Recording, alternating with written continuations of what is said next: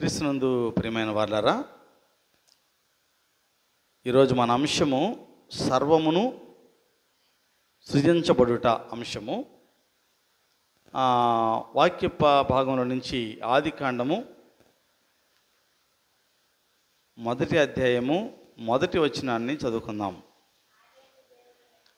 ఆదియందు దేవుడు భూమి ఆకాశములను సృజించెను. చాలు.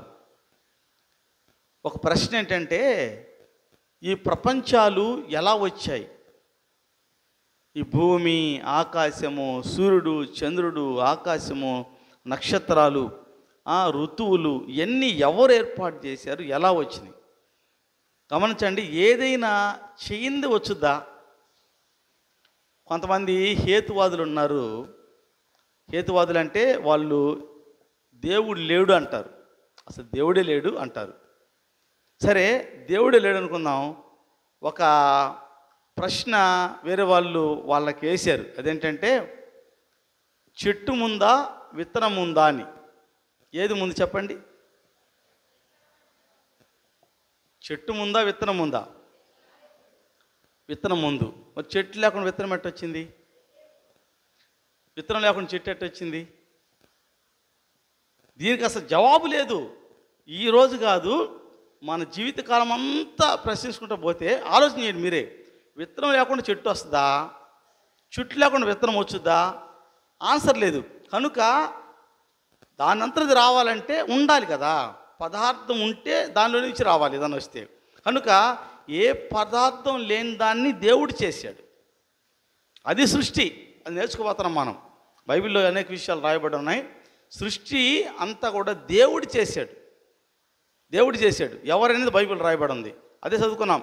ఆదియందు దేవుడు భూమి ఆకాశములను సృజించెను. భూమి ఆకాశం అంటే భూమిలో ఉన్న సమస్తము, ఆకాశంలో ఉన్న సమస్తము ఆయనే సృజించాడని అర్థం. కనుక ఈ ప్రపంచాలను ఎవరు నిర్మించారు?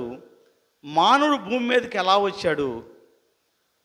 లేక ఈ పుష్పాలు కానీ, వృక్షాలు కానీ, పక్షులు కానీ, జంతువులు కానీ, నీటిలో ఉండే చేపలు కానీ, లేక కీటకాలు కానీ, ఇవన్నీ కూడా ఎలా వచ్చాయంటే బైబిల్ గ్రంథంలో చాలా క్లియర్గా చెప్పబడింది. అన్నీ దేవుడు సృజించాడు అని. దేవుడు చేస్తేనే వచ్చింది, దేవుడు చేయకుండా ఏది రాలేదు. కొంతమంది శాస్త్రవేత్తలు ఏమన్నారంటే, పరిణామక్రమమైన ఒకటి పెట్టి, అంటే మానవుడు కూడా కోతి నుండి వచ్చాడు. డార్విన్ గారు చెప్పారు ఈ మాట. కోతి నుండి వచ్చాడు అని చెప్పాడు. ఆయన చివరిలో ఆయన ఒక కొటేషన్ ఇచ్చి చనిపోయాడు. చనిపోయే ముందు, నేను అజ్ఞానిని, నేను కోతి నుండి వచ్చానని చెప్పి రాశాను, నేను రాసిన తప్పు అని ఆయన ఒక స్టేట్మెంట్ ఇచ్చి చనిపోయాడు. దాన్ని హైలైట్ చేయలే శాస్త్రవేత్తలు. దాన్ని హైలైట్ చేయలే. ఆయన నిజాం చెప్పి వెళ్ళాడు, ఆ చెప్పిన మాట హైలైట్ చేయలేదు. ఆయన పరిశోధనలు అన్నీ తేలిన తర్వాత, నేను ఆ యొక్క పరిణామ సిద్ధాంతం అనేది తప్పది, దేవుడు సృజించాడు, ఆయన సృష్టికర్త అని ఒప్పుకున్నాడు ఆయన. కానీ ఈ శాస్త్రవేత్తలు పాఠ్యపుస్తకాల్లో దాన్ని హైలైట్ చేయకుండా కోతి నుండి వచ్చాడు. సరే అనుకుందాం. కోతి నుండి చిన్న కోతి, ఇంకొంచెం మారిన కోతి, ఇంకొంచెం మారిన కోతి, ఇంకొంచెం మారిన కోతి, ఇంకొంచెం అట్ట లేచిన కోతి, ఇట్ట ఉంచుకున్న కోతి, మనిషి అయ్యాడు అనుకుందాం. మరి ఈ మనిషికి ఏమైనా అవ్వద్దా? కోతి దగ్గర నుంచి అట్ట కోతి, ఇట్ట కోతి, అలా కోతి, అలా కోతి మనిషి అయ్యాడు. ఈ మనిషికి ఏమైనా అవ్వద్దా? ఆలోచన చేయండి. ఇప్పుడు పెరిగేవాడు మారాడంటే, మనిషి దాకా మారాడంట కోతి నుండి. సరే, ఈడవల. మరి కోతులు ఇప్పుడు కూడా ఉన్నాయి కదా, కోతులు మారాలి కదా. మరి ఆయన చెప్పిన లెక్కర సరే మనిషి మారిపోయి ఇలాగ ఆయన అంటాడు, అంతదాకా వచ్చి ఆగిపోయాడు అన్నాడు. సరే ఓకే, ఆగిపోయాడు. మరి కోతులు ఎందుకు ఆగిపోయింది? ఇప్పుడు కోతులు మళ్ళీ మనిషి అవ్వాలి కదా.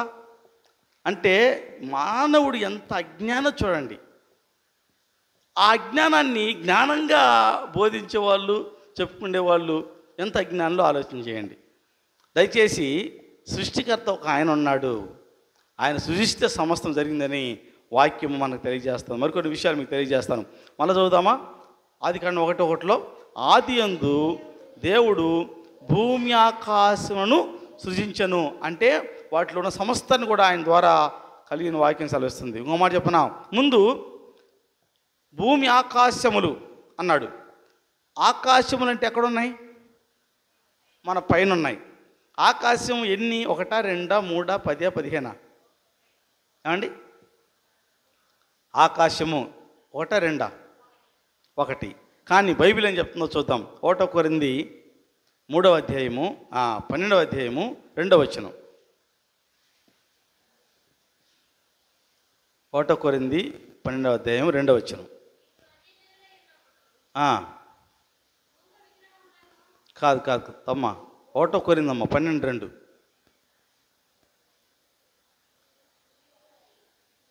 2 కొరింథీ చూడు. 2 కొరింథీ 12:2. 2 కొరింథీ 12:2. క్రీస్తునందున్న ఒక మనిషిని నేను ఎరుగుదును, అతడు 14 సంవత్సరముల క్రిందట 3వ ఆకాశమునకు కొనిపోబడెను. అతడు శరీరముతో కొనిపోబడినో నేను ఎరుగను, లేక శరీరం లేక కొనిపోబడినో నేను ఎరుగను, అది దేవునికే తెలియను. ఇక్కడ ఎవరు ఈ మనుషుడు? పౌలు గారే. పౌలు గారి గురించే చెప్పుకుంటూ నేను వెళ్ళాను అనకుండా, ఒక మనుషుడు కొనిపోబడ్డాడు, నేను ఎరుగుదును. ఏ ఆకాశానికి? ఆకాశాలన్నీ అది నేను చెప్తాను. అక్కడ ఒక మాట రాసేస్తే 3 ఆకాశాలు అయిపోతాయా అంటారేమో మీరు. నేను చెప్తాను ఆకాశాలు 3 అని. ఇప్పుడు మేఘాలు, సూర్యుడు, చంద్రుడు ఉన్నాడు. మనిషి ఎక్కడి దాకా వెళ్ళొచ్చాడు? చంద్రమండలానికి వెళ్ళొచ్చాడు మనిషి. అంటే మేఘాలు కింద ఉన్నాయి, వాటి పైన కొంచెము చంద్రమండలం ఉంది. సూర్యమండలం కూడా వాటి దగ్గరకు వచ్చి పైగా ఉంది. అక్కడికి ఎవరు వెళ్ళలేరు. వెళ్తే ఏమవుద్ది? బూడిదైపోతారు. వెళ్ళటానికి ప్రయత్నం చేసి బూడిదైపోతారు ఆ సూర్యుని యొక్క వేడికి. కనుక సూర్య చంద్రుడు అంటే ఒకే కక్షలో ఉన్నారు, కొంచెం అటు ఇటుగా. చంద్రుడి దగ్గరికి వెళ్ళి వచ్చారు. నక్షత్రాలు ఎక్కడున్నాయి? సూర్యుని కంటే చంద్రుని కంటే కొన్ని వేల కోట్ల దూరంలో నక్షత్రాలు ఉన్నాయి. సైంటిఫిక్గా మీరు ఆలోచన చేస్తే కొన్ని వేల కోట్ల మైళ్ళ దూరంలో నక్షత్రాలు ఉన్నాయి. వాటిపైన సింహాసనం ఉంది. అది దేవుని యొక్క సింహాసనం. ఆకాశంలో అంటే మనకు కనపడేది సూర్యచంద్ర నక్షత్రాదులు. సూర్యచంద్రులు ఉండేది ఒక ఆకాశం అయితే, వాటిపైన కొన్ని వేల కోట్ల మైళ్ళ దూరంలో నక్షత్రాలు ఉన్నాయి. ఓ మాట తెలిసిన, నక్షత్రాల్లో చిన్న సైజు నక్షత్రము ఈ భూమి కంటే, ఆకాశం కంటే, సూర్యచంద్ర నక్షత్రాల కంటే 100 రెట్లు పెద్దది. చిన్న సైజు నక్షత్రం ఉంది కదా, నక్షత్రాలు చిన్న సైజు నక్షత్రము ఈ భూమి ఆకాశం అంటే సూర్యచంద్రుడి కంటే భూమి కంటే 100 రెట్లు పెద్దది చిన్న నక్షత్రం. అంటే ఇంకెంత పెద్దదో చూడు. కనుక మూడు ఆకాశాలు అంటే, ఒకటేమో ఏంటి? సూర్యచంద్రులు ఉండేది ఒక ఆకాశము, ఆ తర్వాత నక్షత్రం ఉండేది ఇంకొక ఆకాశము. వాటి పైన ఉన్నాడు దేవుడు. అది ఆయన సింహాసనం అక్కడ ఉంది. ఇది 3 ఆకాశాలు. అందుకే ఇక్కడ నేను 3వ ఆకాశానికి అంటే ఎక్కడికి వెళ్ళాడు? దేవుని దగ్గర వెళ్ళి వచ్చాను అంటున్నాడు ఆయన. నేను 3వ ఆకాశం అంటే నేను దేవుని దగ్గర వెళ్ళి వచ్చానని చెప్పి ఆయన సాక్ష్యం చెప్తున్నాడు. ఓకే, కనుక ఆకాశం 3 అన్నాం. అందుకే బైబిల్లో ఏం రాబడిందంటే కీర్తన 33, 6 మరియు 9 వచనాలు. 33వ కీర్తన 6వ వచనము, 33వ అధ్యాయము 6వ వచనము 9వ వచనం. యెహోవా వాక్కు చేత ఆకాశములు అంటే ఏ వచనం? అది బహువచనం. ఆకాశములు 2, 1, 4, 1 కంటే ఎక్కువ ఆకాశములు అంటే. ఇప్పుడు పౌలు గారు క్లియర్గా 3 ఆకాశాలని చెప్పాడా? కనుక ఇక్కడ కీర్తనకారుడు రాస్తున్నాడు, యెహోవా వాక్కు చేత ఆకాశములు కలిగాను, ఆయన నోటి ఊపిరి చేత సర్వసమూహం. అంటే అర్థం ఏంటి? ఆకాశంలో భూమిలో ఉండే సర్వసమూహం ఏమేమైతే ఉన్నావో అవన్నీ కూడా ఆయన నోటి ఊపిరి చేత కలిగాయి. 9వ వచనం. ఆయన మాట సెలవీయగా దాని ప్రకారం ఆయన ఆజ్ఞాపింపగానే కార్యము స్థిరపరచబడిన. అంటే విత్తనము లేదు, చెట్టు లేదు. ముందు విత్తనం లేకుండా చెట్టు ఎట్టు వచ్చింది, చెట్టు లేకుండా విత్తనం ఎట్టు వచ్చింది అంటే ఆయన మాటే. దేవుడు మాట సెలవివ్వగా అన్నీ కలిగాయి అని వాక్యం సెలవిస్తూ ఉంది. ఇది 100కి 100 నిజం. ఎందుకంటే శాస్త్రవేత్తల పరిశోధన తప్పు. ఎందుకు తెలుసా? విత్తనం లేకుండా చెట్టు ఎలా వస్తుందని చెప్పండి. పోనీ ఈరోజు కాదు, ఇక 10 సంవత్సరాలు చెప్పండి నాకు, ఎవరైనా కనుక్కొని విత్తనం లేకుండా చెట్టు వచ్చిందని ఎలా వస్తుంది? రాదు కదా. చెట్టు లేకుండా విత్తనం రాదు కదా. అందరం చదువుకుంటున్నాం, ఏదో జ్ఞానం వాళ్ళు చెప్తాం, చదువుకుంటున్నాం. కానీ ఇది 100కి 100 తప్పు. దేవుడు సృజించాడు, వాక్యం సెలవిస్తూ ఉంది. దేవుడు సృజించాడని. ఆయన ఆకాశమును కలుగు చేశాడు, ఆయన నోటి ఊపిరి చేత సర్వసమూహాన్ని కలుగు చేశాడు. ఆయన మాట సెలవీయగా దాని ప్రకారం ఆయను. బైబిల్లో ఏముంది? ఆయన వెలుగు కలుగును గాక అంటే కలిగింది. ఏమండి? సూర్యచంద్ర నక్షత్రాలు కలుగును గాక అంటే కలిగాయి. విత్తనాలు ఇచ్చే చెట్టు కలుగును గాక అంటే కలిగాయి. అది కానీ 1వ అధ్యాయమంతా అవి చూస్తాం మనం. కనుక దేవుని మాట చేత సమస్తం కలిగిందని మనం చూస్తున్నాం. ఇంకో మాట చూద్దాం. భూమి ఎంతకాలం నిలుస్తుంది? ఎంతకాలం నిలుస్తుంది భూమి? రెండో రాకడ వరకే కాదు, యుగ యుగాలు ఉంటుంది. కాకపోతే భూమి నూతన భూమిగా మార్చబడుతుంది. భూమి ఎక్కడికి పోదు. భూమి ఉంటుంది, ఆ భూమి నూతన భూమిగా మార్చబడుతుంది. ఆకాశం ఉంటుంది, నూతన ఆకాశం. చదువుకుందామా? ప్రకటన గ్రంథము 21వ అధ్యాయము మొదటి 3 వచనాలు. 21 చదవమ్మా. క్రొత్త ఆకాశమును చూసారా? నేను కొత్త ఆకాశాన్ని, కొత్త భూమిని చూశాను. యోహాను గారు దర్శనం చూస్తున్నారు. అంటే ఈ భూమి ఉంది, ఆకాశం ఉంది, కానీ క్రొత్తదిగా మారుద్ది. ఈ పాత భూమి అంతా కూడా దహించి వేయబడుతుంది దేవుని అగ్ని చేత. అగ్ని అంటే అగ్ని చేతనే సమస్తం కూడా నూతనపరచబడుతుంది. అంతే కదా, అగ్ని చేతనే. కనుక ఇప్పుడు మనకి పుటం వేయబట్టం అంటే బంగారము నల్లగా అయిపోయింది అనుకోండి, దాన్ని తీసుకెళ్ళి మనం కంసాల చేతికి ఇస్తాం. ఆయన ఏం చేస్తాడు? పూజ చేస్తాడు దానికి. అవునా? ఏం చేస్తాడు?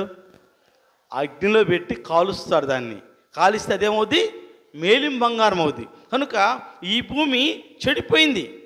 దేవుడు చేసినటువంటి పరిశుద్ధమైన భూమిని ఎవరు చెరిచారు? ఎవరు చెరిచారు? ఈ భూమిని పాడు చేసింది ఎవరు? ఆదాము. ఆదాము శపించబడేటువంటి కార్యం చేశాడు. ఆదాము చేత భూమి శపించబడింది ఆదాము చేసిన తప్పుకి. కనుక దేవుని ఆజ్ఞ అతిక్రమిస్తే భూమి శపించబడింది.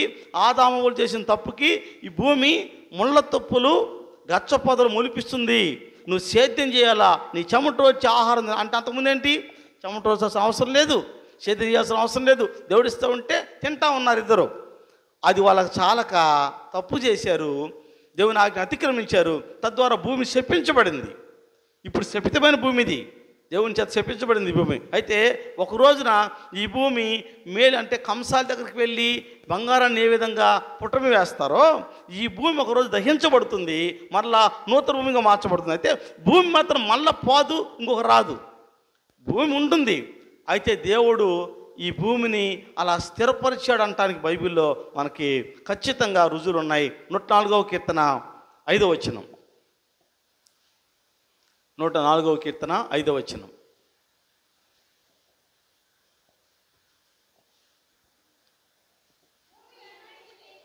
భూమి ఎన్నటికి కదలకుండునట్లు ఆయన దాన్ని పునాదుల మీద స్థిరపరిచెను. చూసారా? భూమి ఎన్నటికి కదలకుండునట్లు ఆయన పునాదుల మీద దాన్ని స్థిరపరచమంటే అర్థం ఏంటి? స్థిరం అంటే ఎప్పటికీ. ఇంకోటి తెలిసిన, భూమి కదలకుండా స్థిరపరిచారంటే మనము ఒక అపార్ట్మెంట్ కట్టాలి. దానికి ఇంజనీర్ ఏం ప్లాన్ వేస్తాడు? అపార్ట్మెంట్కి ఆయన ముందు సాయిల్ అంటే ఆ భూమి యొక్క అంటే అది ఎంత పటుత్వం ఉందని అది చూస్తారు, ముందు పరీక్ష చేస్తారు. అది ఎంతవరకు దాంట్లో లూజ్ సాయిల్ ఉందంటే లూజ్గా ఉండే మట్టి అంతవరకు తీసి అంత లోతు నుంచి లోపల నుంచి పుట్టింగ్లు వేసుకుని తీసుకొస్తారు. ఎందుకంటే కదలకుండా ఉండాలంటే అంత లోతు నుంచి చేయాలి. అపార్ట్మెంట్ పెద్ద పెద్ద కట్టాలంటే చిన్న చిన్న మనలాగా ఈ మూడు గుంట తీసి పెట్టడం కాదు. బిల్డింగ్ అంత ఉంటుంది, ఒక గుంట వచ్చి ఎంత ఉంటుంది, ఒక పిల్లర్కి వచ్చి మన చర్చి అంత ఉంటుంది. అలాంటి నేను చూశాను. అలాంటివి పెట్టి కడతారు. నేను బైబిల్ ట్రైనింగ్కి వెళ్ళినప్పుడు నేను ఉన్నప్పుడే పక్కన అపార్ట్మెంట్ అంటే కాలేజీ కట్టారు. మేము చూసాము. మేము ఆశ్చర్యపోయా, ఇంత పెద్ద పుట్టింగ్లు వేయాలి నా ఒక పిల్లర్కి అంటే. మన చర్చి అంతా గుంటలు దివి 2 పిల్లర్స్ వేశారు. లోపల నుంచి దాదాపు 30 అడుగులు లోపల నుంచి చేసుకుంటూ వచ్చారు. అంటే మనం అలా స్థిరపరుస్తాం పునాది, ఎందుకు కదలకుండా ఉండటానికి. కానీ దేవుడు ఎట్ట పునాది వేసాడు భూమిని? దేని మీద పునాది వేసాడు? మనము భూమిని తవ్వి కాంక్రీట్ వేసి ఐరన్తో గట్టిగా పునాది వేస్తాం, పిల్లర్స్ వేస్తాం. మరి దేవుడు దేని మీద పునాది వేసాడు?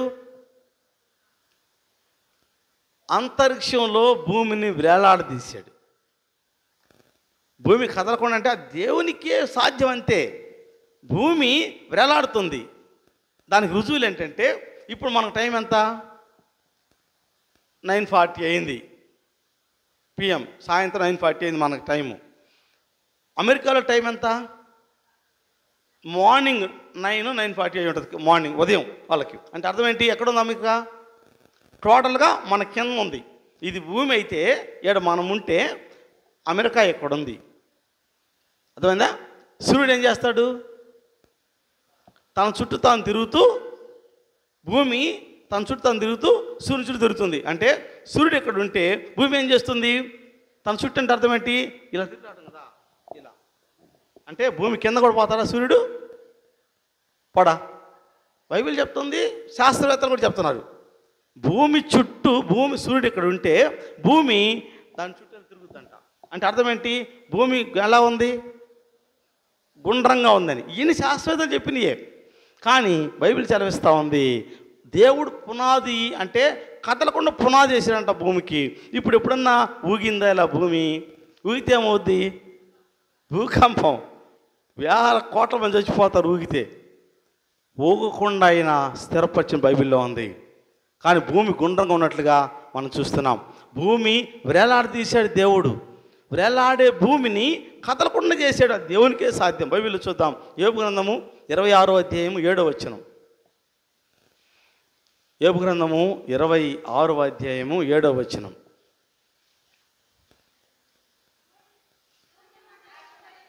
అమ్మా, శూన్య మండలం పైని ఉత్తర దిక్కునున్న ఆకాశ విశాలమును ఆయన పరిచెను, శూన్యము పైన భూమిని వ్రేలాడదీసెను. అర్థమైందా? శూన్యం పైన. శూన్యం అంటే అర్థం ఏంటమ్మా? ఏమీ లేని దాన్ని శూన్యం అంటారు. ఆకాశానికి భూమి మధ్యలో ఏముంది? శూన్యమే, ఏమీ ఉండదు. అంటే ఏమీ లేని స్థలంలో దేవుడు భూమిని వ్రేలాడదీశాడు. దీనికి పునాదులు వేసాడు కదలకుండా. ఇది దేవుని యొక్క సృష్టి యొక్క రహస్యము. ఏదో ఆశామాషాగా 2 మొక్కలు చదువుకొని దేవుడు లేడు అని చెప్పేస్తే మరి ఇవన్నీ ఎవరు చేశారు? దీన్ని కదలకుండా ఎవరు చేశారు? మరి దేవుడే అసలు లేడు అనుకుందాం. వాళ్ళు చెప్పే హేతువాదులు చెప్పే విధంగా దేవుడు లేడు, ఓకే. మరి ఎవరు చేశారైతే ఇవన్నీ? ఏమండి, వాటితో అయ్యే పుట్టే అనుకోండి, ఇంక మళ్ళీ పుట్టాలి కదా. ఒక సూర్యుడు పుట్టాడు, అంతా పుట్టాడు సూర్యుడు, మళ్ళీ పుట్టదు కదా, పుట్టాలి కదా. ఎందుకు ఆగాడు? సంవత్సరానికి ఒకటో 2 సంవత్సరాలకు ఒకటో సూర్యుడు పుడితే ఊరు మొత్తం, లోకమంతా సూర్యులు అయిపోతారు కదా.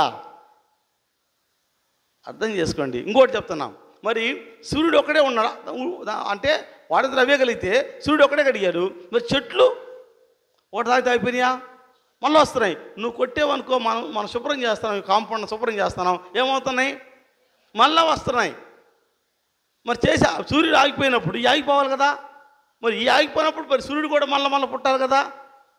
దేవుడు ఒకదానికి ఒక ఆజ్ఞ ఇచ్చాడు, చెట్లు మళ్ళీ పుట్టాలని చెప్పాడు, పుడుతున్నాయి. సూర్యుడు ఒకడన్నాడు, అలాగ ఆగిపోయాడు. ఇది దేవుని చిత్తంలో ఉంది. అర్థం చేసుకుంటే ఎంత మంచి సందేశం ఉందో చూడండి. దేవుని యొక్క సృష్టి చాలా విలువైంది. ఆయన మాత్రమే సర్వ సృష్టికర్త అని వాక్యం సెలవిస్తూ ఉంది. కనుక దేవుని యొక్క సృష్టి అంతా కూడా ఆయన ద్వారా కలిగిందని మనం నేర్చుకున్నాం.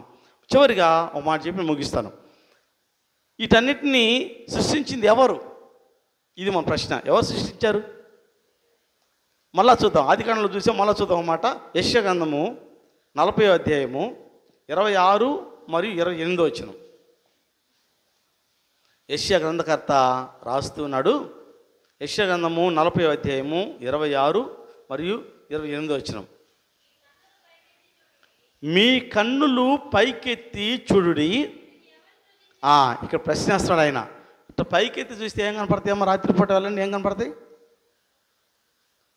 రాత్రిపూట ఏం కనపడతాయి పైకెత్తే? నాకైతే నక్షత్రం కనపడతాయి. మరి మీకు?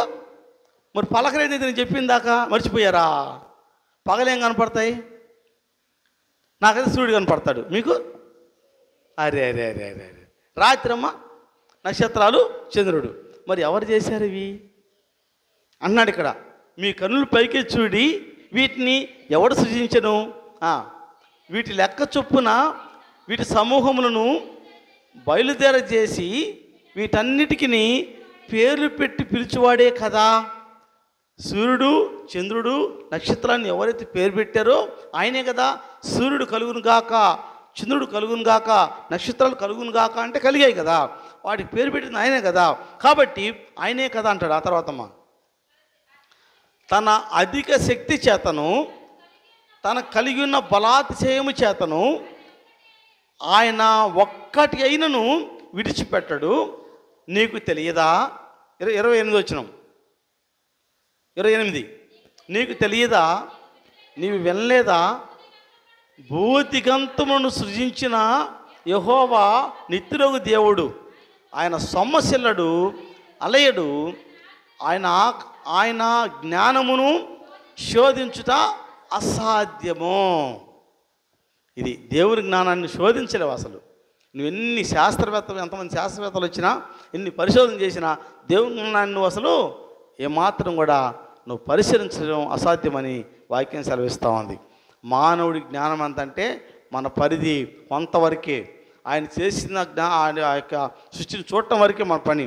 పరిశీలించడానికి ఆయన జ్ఞానం అంటే సృష్టిని పరిశీలించవచ్చేమో, కొంత తెలుసుకోవచ్చు, కానీ దేవుని జ్ఞానాన్ని పరిశీలించడము మానవునికి అసాధ్యమని వాక్యం సెలవిస్తూ ఉంది. కనుక ఇంకో మాట చెప్పనా? దినాలు, మాసాలు, వారాలు ఎలా ఏర్పడ్డాయి? ఎన్ని రోజులకి వారము అమ్మా? 7 రోజులకి. నెల 30 రోజులు. సంవత్సరం 365 రోజులు లేక 12 నెలలు అనుకుందాం. అయితే ఇప్పుడు 29 రోజులు ఒక నెల, 28 రోజులు ఒక నెల, ఏమండి 31 రోజు ఒక నెల, 30 రోజు ఒక నెల. ఇవన్నీ మానవుడు గలిబిలి చేసి పడేశాడు దేవుని సృష్టిని. అయితే దేవుడు కాలాలని, దినాలని లెక్కించడానికి సూర్యచంద్ర నక్షత్రాలను దేవుడు చేశాడు. ఇప్పుడు గమనించండి, అమావాస్య ఉంది. మరలా అమావాస్యకి ఎన్ని రోజులు?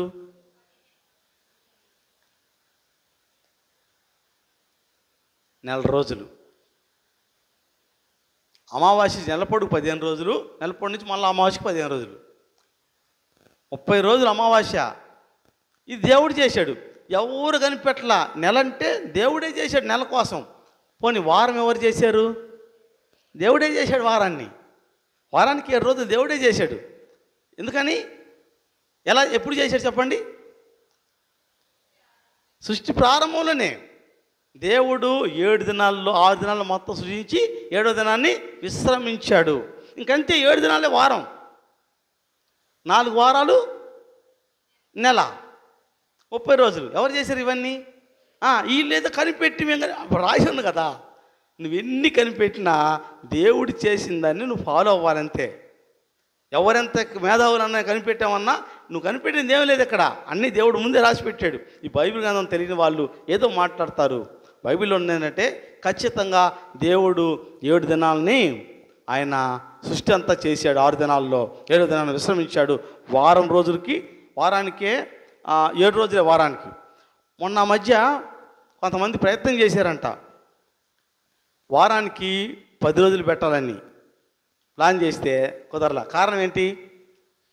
కుదరదు. దేవుడు పెట్టిందని నువ్వు మార్చాలి, ఎలా కుదురుద్ది? కుదరదు. వారానికి 7 రోజులే. నువ్వు ఏ దేశం ఎగినా, ఎందుకు కాలినా వారానికి 7 రోజులే, 7 రోజులే. కనుక దేవుడు అంత పర్టికులర్గా మనకు తయారు చేశాడు. ఆ విషయాన్ని హెబ్రీ గ్రంథకర్త రాస్తున్నాడు. 1వ అధ్యాయం హెబ్రీ పత్రిక మొదటి 2 వచనాలు. మనం ముగింపులోకి వచ్చాం. ఈ మాట చెప్పి మనం ముగించుకుందాం. హెబ్రీ 1వ అధ్యాయము మొదటి 2 వచనాలు. పూర్వకాలమందు నానా సమయముల్లోనూ నానా విధములుగాను ప్రవక్తల ద్వారా మన పితరులతో మాట్లాడిన దేవుడు ఈ దినముల అంతమందు కుమారుని ద్వారా మనతో మాట్లాడెను. ఆయన ఆ కుమారుని సమస్తమునకును వారసునిగా నియమించను.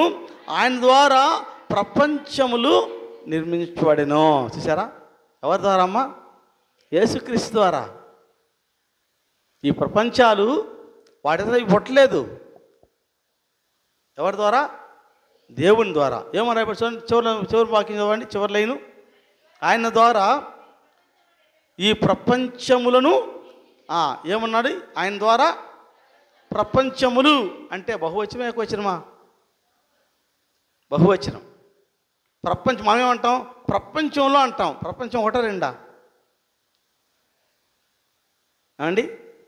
దేవుడు అన్నాడు ఈ బహువచనం, ప్రపంచములు అన్నాడు. మరొక అంటే ఒక్కరు ఇద్దరు సాక్షులు అంటే ఒకరు మాట చల్లదు. పడుగురాడు మాట పాటి దరజిల్లు, ఒక్కడాడు మాట ఎక్కదెందు. చిన్నప్పుడు పద్యాలు ఇవి రాశారు. పలువురాడు మాట పాటి అయి దరజిల్లు. 10 మంది కానీ మాట్లాడితే అది నిలబడి అంటే ధర అంటే పాటి అంటే పెద్ద గదికెక్కుద్ది. అది ఒక్కడాడు మాట ఎక్కదెందు. ఎక్కడ కూడా లెక్క చేయరు ఒకటి మాట్లాడితే. కనుక ఇక్కడ ఒక వాక్యం చెల్లదు, దానికి సపోర్ట్కి ఒక వాక్యం ఉండాలి. 11 చెందుతాం. హెబ్రీ 11:2. దానిని బట్టి పెద్దలు సాక్ష్యం పొందిరి. అక్కడి నుంచి ప్రపంచములు దేవుని వాక్యం వలన నిర్మాణమైనవనియు. చాలు. ప్రపంచములు ప్రపంచములు అంటే 1 2 బహువచనం, ఏకవచనమా? ప్రపంచములు. ఇవి ప్రపంచములు ఉన్నాయి అనడానికి రుజువులు నేను చెప్తాను. 1989లో, అప్పుడు నేను 10th క్లాస్ చదువుతున్నాను. 1989లో ఒక మ్యాగజైన్లో నేను చదివాను. దాన్ని చాలామంది చర్చించుకున్నాం కూడా. అప్పుడు మన భారతదేశానికి ప్రధానమంత్రి వాజ్పేయి గారు ప్రధానమంత్రిగా ఉన్నారు ఆ టైంలో. ఆయన టైంలో ఏలియన్స్ అని ఒక అతను ఒక గ్రహం నుంచి కిందకి దిగాడు. ఏలియన్స్ అని. అతనికి 3 అడుగుల హైటే ఉన్నాడు అతను. ఆనాడు ఇండియా టుడేలో ఆ వార్త ప్రచురమైంది. అది మేము చదివి మా మామ అందరం కలిసి దాన్ని చాలా విశదీకరించి ఆశ్చర్యంగా చూసాం. 3 అడుగులే ఉంటాడు హైట్. ఆయన 3 అడుగులు ఉంటాడు. ఆయన కన్నుగుడ్లు బియ్యం గింజ ఉంటుంది ఇలా పొడవుగా. అలా లోపల కంటి పాప మనకెలా ఉంటుంది? మన కంటి పాప నాకైతే రౌండ్గా ఉంటుంది. మీకు మరి నేను చెప్పేందు చెప్పిన తర్వాత అంటారేంటి? మీకు రౌండ్గా ఉండదు, అర్థం దూరం మీరు ఎప్పుడు. మరి అది చెప్పడానికి కంటి పాప మనకు రౌండ్గా ఉంటుంది లోపల. కానీ అతనికి బియ్యపు గింజలాగా ఇలా ఉంది పొడవున, 2 కళ్ళకి. 3 అడుగుల హైట్ ఉంటాడు. ఆయన జీన్స్ని బట్టి లెక్కేస్తే అప్పటికి 500 సంవత్సరాలు ఆయన వయసు. మీరు ఎంతకాలం బతుకుతారు? నరుని ఆయుష్ 70 సంవత్సరాలు, అధిక బలం ఉంటే 80 సంవత్సరాలు. ఎవరన్నా ఇంకా ఎక్కువ ఉంటే 100, 120, ఎవరో రేర్, ఎక్కడో ఎన్నో తరాలకు ఒకళ్ళు ఉంటారు. అది ఎవరో బతుకుతారు. కనుక దేవుడు అలా ఆయుష్ ఇస్తే ఆయన వయసు 500 సంవత్సరాలు. ఈ మధ్యకాలంలో వాళ్ళకు ఒక పేరు పెట్టారు. ఏం పెట్టారు చెప్తారా? సినిమాలు కూడా తీశారు. ఏం పెట్టారు? ఏలియన్స్. అంటే ఏలియన్స్ అంటే తెలుగులో గ్రహాంతర వాసులు. శాస్త్రవేత్తలు చెప్తున్నారు ఈ వాతావరణాన్ని ఏలియన్స్ ఏదో సౌండ్స్ వస్తూ ఉన్నాయి ఆకాశం నుంచి, ఇవన్నీ ఇప్పుడు చెప్తున్నారు.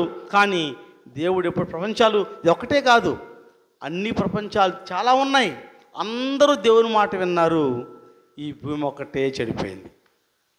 సృష్టిలో చాలా ప్రపంచాలు ఉన్నాయి, ఎన్నో మనకు తెలియదు. అందరూ దేవుని మాటలు విన్నారు, అందరూ దేవునికి లోబడ్డారు. ఈ యొక్క భూమి మాత్రమే వెళ్ళా. సాతాన్ని దేవుని అడిగాడు, ఏమయ్యా ఎక్కడి నుంచి వచ్చావు నువ్వు? పరలోకంలో ఆయన సభ జరుగుతూ ఉంటుంది అప్పుడప్పుడు. పరలోకంలో అందరు కలిసి సమావేశం జరుగుతుంది దేవుని దగ్గర. ఆ సమావేశానికి అయ్యగారు పోయాడు. ఎవరో సాతాను వెళ్ళాడు. ఒకసారి వెళ్తే దేవుడు అడిగాడు, అబ్బాయి ఎక్కడి నుంచి వస్తున్నావు నువ్వు అంటే, నేను చాలా ప్రపంచాలు చేశాను, నేను భూమి మీద పడేసాను కదా, నువ్వు ఎక్కడికి నింపెట్టి వస్తున్నావు అయ్యా అంటే, నేను ఎక్కడికి పోలేదయ్యా, భూమి మీదనే చుట్టూ తిరిగి వస్తున్నాను అన్నాడు.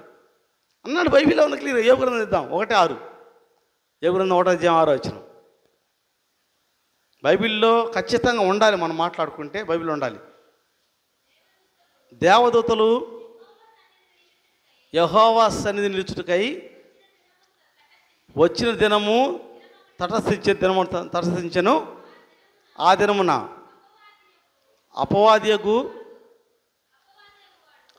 అపవాదియగు వాడు వారితో కలిసి వచ్చాను. యెహోవా నీవెక్కడి నుంచి వచ్చితివని వారిని అడుగుగా, అపవాది భూమి మీద ఇటు అటు తిరుగులాడుచు అందులో నివసించు ఆ మాట చెప్పాడు. అయ్యా నేను ఎక్కడికి పోలేదయ్యా, భూమి మీద పడేసావు, నువ్వు అక్కడే ఉన్నాను, నువ్వు ఎక్కడెక్కడ నింపి పెట్టావయ్యా అని దేవుడు అడిగాడు. ప్రపంచాలు చాలా ఉన్నాయి, నువ్వు ఎక్కడెక్కడ నింపి పెట్టావని అడిగితే సాతాను చెప్పాడంటే, ఎటు పోలేదయ్యా, భూమి మీదనే ఇటు అటు తిరుగులాడుతూ వచ్చానయ్యా అని చెప్పన్నాడు. కనుక ఈ సృష్టి చాలా విలువైంది. దేవుడు ఆయన చేతులతో ఇవన్నీ కూడా ఆయన వాక్కు చేత నిర్మించినట్లుగా బైబిల్ సెలవిస్తూ ఉంది. కనుక సృష్టికర్త దేవుడు. ఇంకా చాలా ఉంది, మిగతా ఈసారి మనము కొన్ని విషయాలు నేర్చుకుందాం. ఈ సృష్టికర్తను మనము ఆరాధించడము, ఈయనతో మనము సత్సంబంధం కలిగి ఉంటాము, ఆయన్ని మన దేవుడిగా మనం ఎన్నుకోవటం, ఆయన యొక్క మహిమలో జీవించడము ఎంత గొప్ప ధన్యతో ఆలోచన చేసి ఇటువంటి గొప్ప దేవుడిని నీ జీవితంలో ఎన్నడూ మరువక పరిపూర్ణంగా ఆయనకు లోబడి ఆ మహనీయునికి ఇన్ని చేసిన దేవుడు మన జీవితాలని అణువణువు అయినా తెలుసుకోగలడు. ఇన్ని చేసిన దేవుడు మన జీవితంలో అణువణువునైనా తెలుసుకోగలడు. కనుక నీ అణువణువును పరిశీలించే దేవుడు ఉన్నాడు. కనుక అణువంత పాపమైన నీలో నాలో లేకుండా పరిశుద్ధంగా జీవించి దేవుడిచ్చేటువంటి పరలోకానికి వారసులం అవ్వాలని చెప్పి నేను ఆశిస్తున్నాను. అటు కృపా దీవెన ఆశీర్వాదం దేవుడు మనందరికి సదా అనుగ్రహించుగాక. ఆమేన్. తల వంచండి, ప్రార్థించేద్దాం. పరిశుద్ధమైన తండ్రి, మీ పరిశుద్ధ నామమున స్తోత్రములు. ఈ రాత్రి ఉన్నతమైన సందేశం మీరు మాకు ఇచ్చారు. సృష్టి యొక్క ప్రాముఖ్యత నేర్చుకుంటున్నాం. అయ్యా సృష్టి ఎలా వచ్చింది, ఏ విధంగా అది వెలువడింది అని మేము నేర్చుకుంటున్నాం. ఎంతో గొప్ప సందేశం మీరు మాకు అందించారు. మీ స్తోత్రాలు దేవా. ఈ సందేశంలో మేమందరం కూడా జ్ఞానాన్ని సంపాదించుకొని వాక్యం ఎంత యథార్థమైందో, వాక్యం ఎంత పరిశుద్ధమైందో, వాక్యమయ్యున్న దేవుడు మీరు ఎంత సత్యవంతుడో మీరు మాకు నేర్పించారు. అలాగనే మేము సత్యవంతుడైన దేవుడిని మిమ్మల్ని గుర్తెరిగి మీలో నివసించే భాగ్యం మాకు దయచేయమని, మా జీవితాల్లో ఎటువంటి సాతాను శోధనకు మేము గురి కాకుండా మీతో మమేకమై జీవిస్తూ మీ యొక్క దీవెన ఆశీర్వాదం మీ కృప పొంది పరలోకానికి వారసులమయ్యే భాగ్యం మాకు దయచేయమని యేసు నామంలో ప్రార్థిస్తున్నాము తండ్రి. ఆమేన్. పరమతండ్రి దేవుని యొక్క ప్రేమ, ప్రభు అయిన యేసుక్రీస్తు వారి కృప, పరిశుద్ధాత్ముని అన్యోన్య సహవాసం సన్నిధి చేరి ఉన్న మనందరికీ ఈ లోకంలో ఉన్న సకల పరిశుద్ధులకును ఇప్పుడు ఎల్లప్పుడూ సదా తోడై ఉండి దీవించి ఆశీర్వదించునుగాక. ఆమేన్. ఆమేన్. ఆమేన్. అందరికీ వందనాలండి. వందనాలు.